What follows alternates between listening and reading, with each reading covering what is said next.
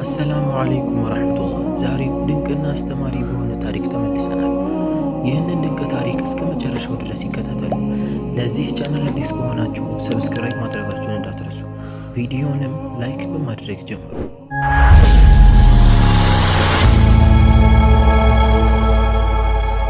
ረመዳን ይህንን የመሰለ ቁርአን ለምትወደው ሰው ሰጥተክ አጅርህን ካላፈስክ አረ አህባቢ ትንሽ ይከብዳል። አስቡት እስቲ ለምትወዱት ሰው ቁርአን ሰጥታችሁት ሲታይ ራሱ ዚክር አድርጉብኝ የሚል ተስቢህ ሰጥተኸው በቀራበትና በዘከረበት ቁጥር አጅርህን ስታፍስ ያ አላህ። ታዲያ ምን ትጠብቃለህ? በ0928 043805 በመደወል ማዘዝ ትችላላችሁ። እንዲሁም የቤት ድምቀት የሆኑ ዲም ላይቶች በፈለጉት አይነት ዲዛይን የሚያማምሩ የረመዳን ካላንደሮችንም አቅርበናል። አላህ በሰላም ደርሰው ከሚጠቀሙበት ያድርገን።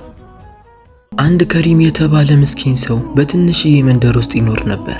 ከሪም ሁል ጊዜ ከፊቱ ፈገግታ የማይጠፋ በስራው ላይ ታታሪ፣ ሚስትና 2 ልጆቹን የሚወድ ለነሱ ብሎ ጊዜውንና ጉልበቱን ሰውቶ አንገቱን ደፍቶ የሚሰራ ሰው ነበር። በሰው ማሳ ላይ ተቀጥሮ እየሰራ በሚያገኘው ትንሽ ገቢ ማታ ላይ ወደ ቤት ሲመለስ ለሚስቱና ለልጆቹ የሚሆን ቀለብንና የሚፈልጉትን ነገር ይዞላቸው ወደ ቤት ይመለስ ነበር። ከሪም ሁል ጊዜ ወደ ቤት ደርሶ ሚስትና ልጆቹን እስከሚያገኛቸው ድረስ በጣም ይናፍቀው ነበር። ቢሆንም ግን ሚስቱ ዘይነብ ከሪምን ሳትፈልግ ስላገባቸው በምትኖረው ህይወት ላይ ደስተኛ አልነበረችም። ሁል ጊዜ ከዚህ ድህነት መች ነው የምንወጣው እያለች መጨነቅና ማሰብ እንጂ ለባሏ ቦታ እንኳን አትሰጠውም ነበር። ከሪምም በስራው ልብስ ቤት ይደርስና ፊቱንና እጁን መተጣጠብ ይጀምራል። ሚስቱ ዘይነብ ደግሞ ከውስጥ ሆና ምግብን ታበስላለች። ስሟንም እየጠራ መጥቻለሁ የኔ ሚስትና ልጆች እያለ በፈገግታ ወደ ውስጥ ይገባል። ነገር ግን ይህን ፈገግታ ከምንም አትቆጥረውም ነበር። ባለችው ትንሽ ገንዘብ የገዛውን ቀለብ ወደ እሷ ጋር እያስገባው ሁል ጊዜ እሷን ለማስደሰት ስለሚጥር በውስጡ የያዘውን ይዞ ፈገግ ብሎ ወደ ውስጥ ይገባል። ሰላምታም አቅርቦላት ይኸው የምትፈልጉትን አምጥቼላችኋለሁ፣ ሌላ የምትፈልጉት ነገር ካለ ጠይቁኝ ችግር የለውም ይላታል። ነገር ግን ሚስት ዘይነብ ለባሏ ምንም ቦታ ሳትሰጠው ወደ ስራዋ ትመለስና ምንም የምንፈልገው ነገር የለም ብቻ አንተ ገንዘብን አስቀምጥ፣ እሱ ለኛ በቂ ነው ትለዋለች። ከሪም የሚስቱ ንግግር ቢከፋውም ነገር ግን 2 የሚወዱት ልጆች ስላሉት ከነሱ ጋር አብሮ ይጫወታል። 2 ልጆቹም የአባታቸውን መምጣት በጉጉት ስለሚጠባበቁ እንደመጣ ሲያውቁ ሮጠው ሄደው ይጠመጠሙበታል። እሱም ያጫውታቸዋል። ከሪም ለልጆቹ ሲል ሚስቱን ለማስደሰት ይሞክራል። ሁል ጊዜ ዘይነብ ጠዋት ከትልቁ መስታወት ፊት ለፊት ቁጭ ብላ ባሏ ከሪም በገዛላት በፊት መዋቢያ መስታወት ፊት ቁጭ ብላ ፊቷን እየተመለከተች ታስውብ ነበር። ከሪም ሚስቱን በአግባቡ ስለሚንከባከባት የምትፈልገውን ነገር ስለሚያደርግላት ከውበቷ ምንም አልቀነሰም። ውበቷ እንደው እየጨመረ ነበር የሚሄደው። ከሪምም ይህ ነገር አስደስቶት ከሷ አጠገብ ሄዶ ሲቆም እሷ ግን ደስ አይላት። ከሪም ሁል ጊዜ የሚስቱን ባህሪ ስለሚያውቅ በውስጡ ይዞ ምንም አይላት፣ ፈገግ ይልላትና ይሄዳል። ከልጆቹ ጋር መጫወት ይጀምራል። ሚስቴ የበታችነት ተሰምቷት ወይም ደግሞ አንድ ቀን አስቀየሚያት ወደ ሌላ ቦታ እንዳትሄድ ወይ ወደ ቤቷ እንዳትመለስ ብሎ ስለሚሰጋ እሷ ያለችውን ነገር ከማድረግ ወደ ኋላ አይልም ነበር። ቀናቶችም እያለፉ መጡ። አንድ ቀን ከሪም ሚስቱን ለማስደሰት ያስባል። ምናልባት እንኳን ፈገግ ብላ ካዋራችኝ ሐሳቧን እንኳን ልታጋራኝ ከቻለች ብሎ በማሰብ ውድ የሆነን ቀሚስ ሊገዛላት ይወስናል። ሳምንት ሙሉ ጠንክሮ ሰርቶ ባገኘው ትንሽዬ ገንዘብ ወደ ገበያ ይወጣና አለ የተባለ ትልቅ ሱቅ ይገባል። የሚያምር የሆነን ቀሚስም ይጠይቃል። ልብስ ሻጩም አለ የተባለውንና የሚያምረውን ቀሚስ አውጥቶ ይሰጠዋል። ከሪምም ልብሱን እንዳየው በጣም ይወደዋል። ሚስቴማ ይህንን እንደገዛው ካወቀች በጣም ትደሰታለች፣ ፈገግ ብላም ታዋራኛለች ብሎ ያስብና ቀሚሱን በተባለው ዋጋ በውድ ይገዛዋል። ከሪምም ከሱቅ ወጥቶ ወደ ቤት ሲመለስ ፊቱ በፈገግታ ተሞልቶ ዛሬማ ሚስቴ ትደሰትብኛለች ብሎ በማሰብ ወደ ቤት ይደርሳል። ወደ ቤትም ሲገባ ሚስቱ ዘይነብ እንደተለምዶዋ ከመስታወት አጠገብ ቁጭ ብላ ራሷን በመስታወት እየተመለከተች እየተዋበች ነበር። ከሪምም ዛሬ ያመጣሁልሽን ነገርማ አታምኝም ይላትና ይሰጣታል። ዘይነብ ጭራሽ ፊቷ ላይ ደስታ አይታይም። ተቀበለችውና ከፈተችው። በጣም የሚያምርና ለየት ያለ ቀሚስ ነበር። ነገር ግን እሷ አልወደደችውም። ያ የሚያምረው ቀሚስ በእሷ እጅ ግን ሊያምር አልቻለም። ይህን ያህል እኮ መልፋት አልነበረብህም፣ ያመጣህልኝን ቀሚስ ከለሩን አልወደድኩትም፣ የለበስኩት ይሻለኛል ትለዋለች። ከሪምም ልቡ በጣም ይሰበራል። ነገር ግን ምንም አላለም። ሄዶ ከልጆቹ ጋር መጫወት ጀመረ። የተናገረችውን ንግግር ለመርሳትና ራሱን ለመቆጣጠር በልጆቹ ቢዚ መሆኑን ፈለገ። በቀጣዩ ቀንም ዘይነብ ሁለት ልጆቿን አስውባ ጸጉራቸውን ታስተካክላቸው ጀመር። ታላቅ እህቷን ለመዘየር ልጆቿንም አብራ ይዛ ለመሄድ ፈልጋ ነበር። ልጆቿንም አስተካክላና አስውባ ከጨረሰች በኋላ ልጆቿን ቁርስ አብልታ እህቷ ጋር ይዛቸው ትሄድ ጀመር። ታላቅ እህቷ ያገባችው ባለሀብት እንዲሁም በንግዱ ላይ ትልቅ ትርፋማ ያለው ሰው ነበር። ቤታቸው በጣም የሚያምርና የተንደላቀቀ ቪላ ቤት ነበር። ለረመዳን ይህንን የመሰለ ቁርአን ለምትወደው ሰው ሰጥተክ አጅርህን ካላፈስክ አረ አህባቢ ትንሽ ይከብዳል። አስቡት እስቲ ለምትወዱት ሰው ቁርአን ሰጥታችሁት ሲታይ ራሱ ዚክር አድርጉብኝ የሚል ተስቢህ ሰጥተኸው በቀራበትና በዘከረበት ቁጥር አጅርህን ስታፍስ ያ አላህ። ታዲያ ምን ትጠብቃለህ? በ0928 043805 በመደወል ማዘዝ ትችላላችሁ። እንዲሁም የቤት ድምቀት የሆኑ ዲም ላይቶች በፈለጉት አይነት ዲዛይን የሚያማምሩ የረመዳን ካላንደሮችንም አቅርበናል። አላህ በሰላም ደርሰው ከሚጠቀሙበት ያድርገን። እህቷ ጋርም ሄደች። እህቷም ዘይነብን ስትመለከታት በጣም ደስ አላት። ስለመጣሽ በጣም ደስ ብሎኛል። ደግሞ ውበትሽ በየቀኑ አይደል እንደሚጨምረው ባልሽ በጣም ይንከባከብሻል እኮ አለቻት። ዘይነብም ብለሽ ነው አለችና በትንሹ ፈገግ አለችላት። እቤትም ገብተው ልጆችም ከሷ ልጆች ጋር አብረው እየተጫወቱ ዘይነብ ደግሞ ከእህቷ ጋር ቁጭ ብላ ማውራትና መጫወት ጀመረች። በመሃልም የእህቷ ባል ይገባል። የለበሰው አለባበስና ግርማ ሞገሱ በጣም ደስ ይላል። ዘይነብንም ሲመለከታት እንኳን ደህና መጣሽ ዘይነብ፣ አንቺ ስለመጣሽ ቤቱ ራሱ እንዴት ደስ ይላል ሞቅ ብሏል ይላታል። ዘይነብን ፈገግ እያለች አመሰግናለሁ ብላ እንዴት ነህ እያለች ከሱ ጋር ሰላምታን መለዋወጥ ጀመሩ። የእህቷ ባልም ከነሱ ጋር ትንሽ ካወጋና ከተጫወተ በኋላ ስራ ስላለኝ መሄድ አለብኝ እንዳይደብራችሁ ተጫወቱ ብሎ እነሱን ጥሎ ይወጣል። ዘይነብ በእህቷ ላይና በእህቷ ባል ላይ የምታየውን ነገር ከራሷ ጋር ስታነጻጽረው ሰማይና ምድር ሆኖ ታያት። ባሏ ከወጣ በኋላም ዘይነብ ወደ እህቷ ዞራ ታድለሽ፣ አንቺ በጣም የሚንከባከብሽና የሚወድሽ ባል አለሽ። ልጆችሽን እንደፈለግሽ እያሳደግሽ በተንደላቀቀ ቤት ውስጥ ትኖሪያለሽ። እኔም እኮ ወላሂ ከልጅነቴ ጀምሮ የምመኘው ህይወት ይሄን ነበር አለቻት። እህቷም ይህንን ስትሰማ ምን ሆነሽ ነው ዘይነብ? አንቺም እኮ ምንም አያንስሽም። እኔ እኮ ባልሽ እንዴት እንደሚወድሽና እንዴት እንደማስብልሽ ሳውቅ እኮ እንዴት እንደምቀና ብታውቂ። ወላሂ ንብረት እኮ ጠፊ ነው፣ ምንም ጥቅም የለውም እያለች ትመክራት ጀመር። ነገር ግን ምክሯን ከምንም አልቆጠረችው። በሌላ በኩል ከሪም እቤት ሄዶ ሚስቱ እስክትመለስ ድረስ እቤቱን አጽድቶና ውሃን ቀርቶ እየጠበቃት ነበር። የሚወዳቸው ልጆቹንና ሚስቱን ከቤቱ ደጃፍ ላይ ቁጭ ብሎ መጠባበቅ ጀመረ። ትንሽ ቆይቶም ሚስት ከልጆቹ ጋር ትመለሳለች። ከሪምም ልጆቹን ሲመለከት በጣም ደስ አለው። ሄዶ አቀፋቸው። ልጆቹም አክስታቸው ጋር ሄደው ያዩትን ነገር፣ የተጫወቱትን፣ የበሉትን ነገር ይነግሩት ጀመር።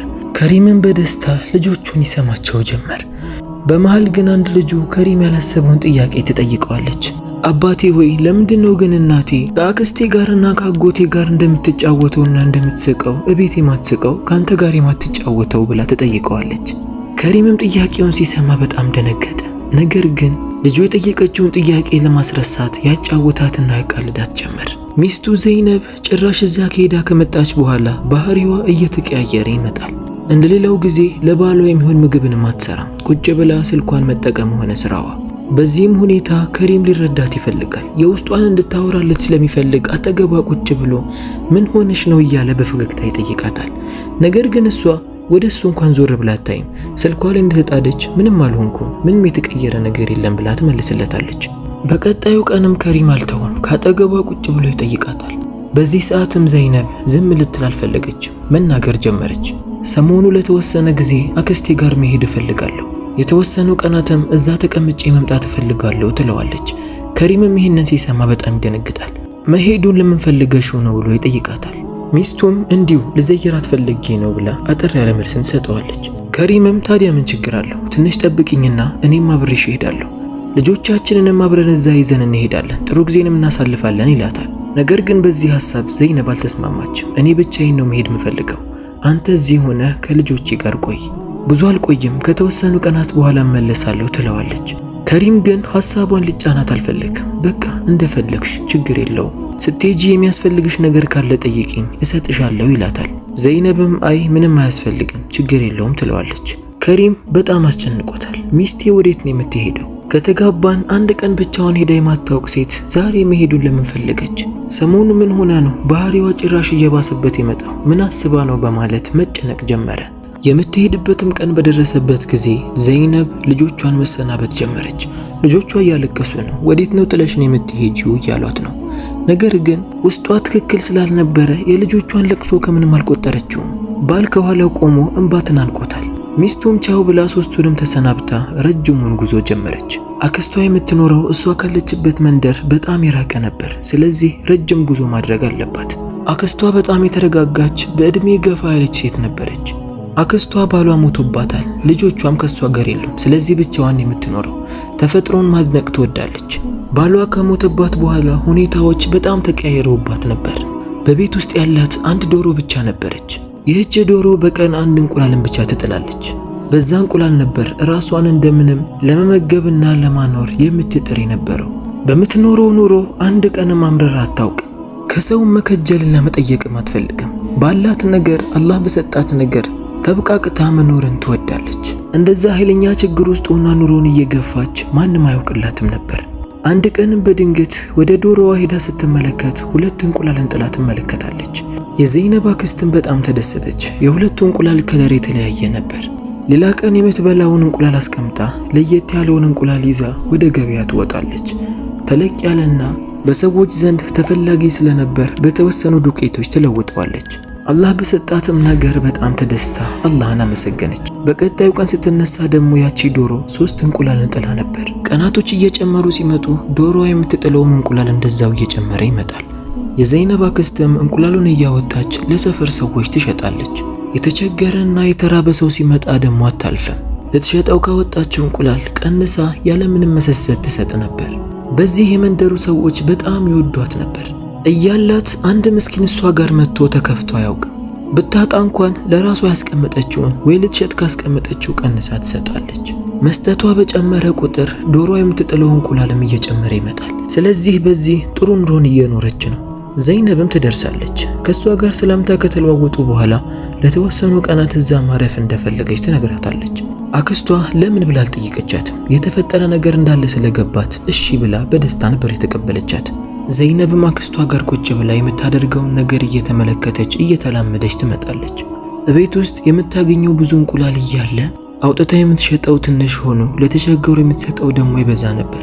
ይህንን ስትመለከት ግን ዘይነብ አልወደደችውም። አክስቴ ሆይ ለምንድነው ሁሉንም እንቁላል አውጥተሽ የማትሸጪው? ከዚህ እኮ የተሻለ ኑሮ መኖር ትችያለሽ ትላታለች።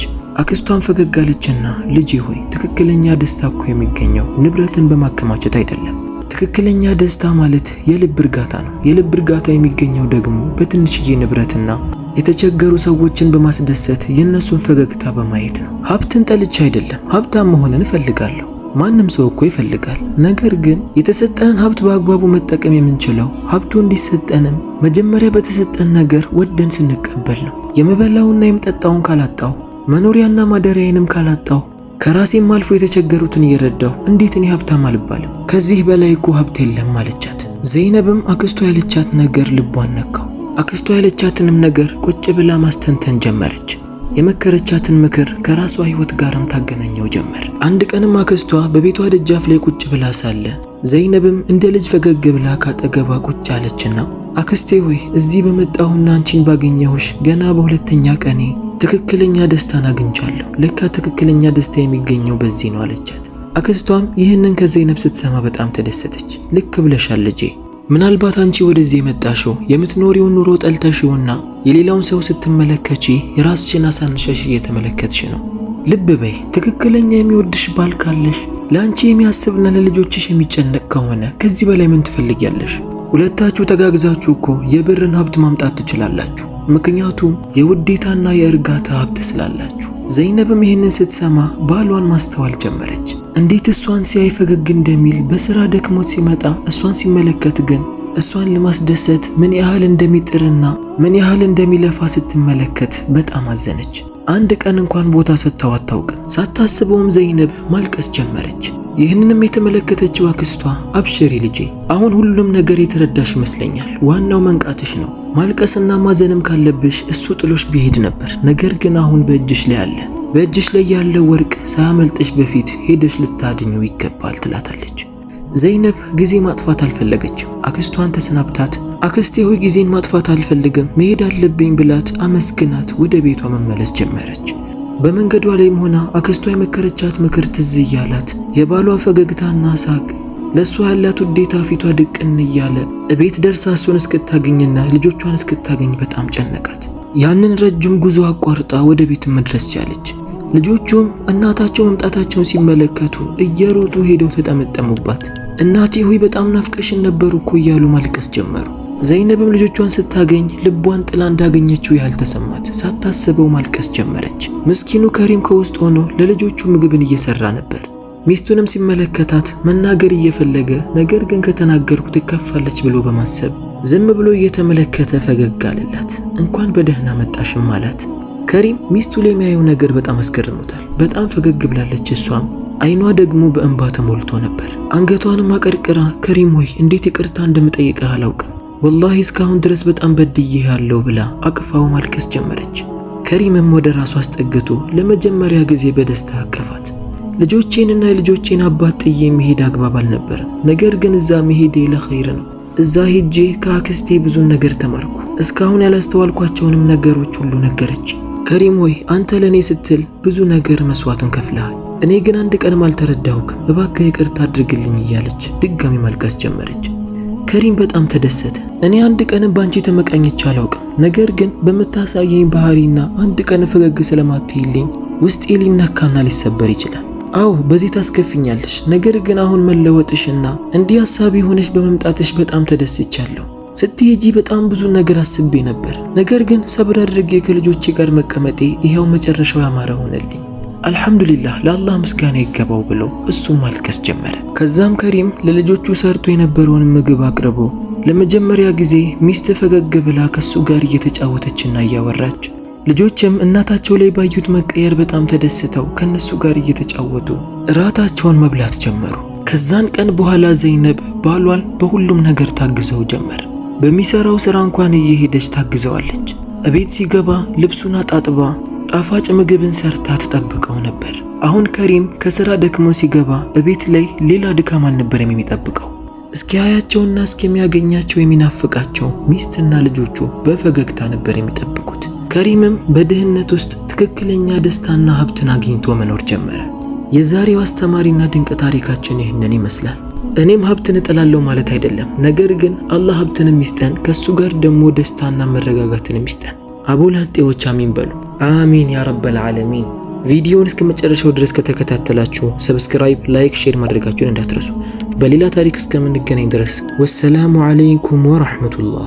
ለረመዳን ይህንን የመሰለ ቁርአን ለምትወደው ሰው ሰጥተክ አጅርህን ካላፈስክ አረ አህባቢ ትንሽ ይከብዳል። አስቡት እስቲ ለምትወዱት ሰው ቁርአን ሰጥታችሁት ሲታይ ራሱ ዚክር አድርጉብኝ የሚል ተስቢህ ሰጥተኸው በቀራበትና በዘከረበት ቁጥር አጅርህን ስታፍስ ያ አላህ። ታዲያ ምን ትጠብቃለህ?